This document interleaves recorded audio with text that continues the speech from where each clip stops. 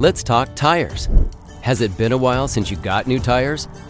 Don't lose sight of their gradual loss of performance. A quick visual inspection can help you see if your tires need to be replaced. Here are 3 warning signs. 1. Tread wear. Look for the tread wear bar between your tire's treads.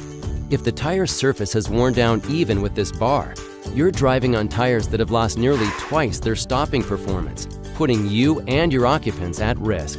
There's also the standard quarter test. Stick one upside down into the groove. If you see the top of George's head, you need new tires. 2. Visual damage.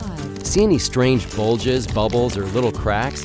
This usually means the structural integrity of your tire has been compromised, which can lead to a blowout, not the excitement you're looking for.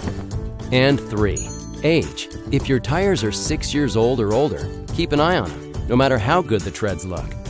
The sun breaks down rubber over time, which is why tires in hot, dry climates typically have shorter lifespans. Find your tire's born-on date on the sidewall.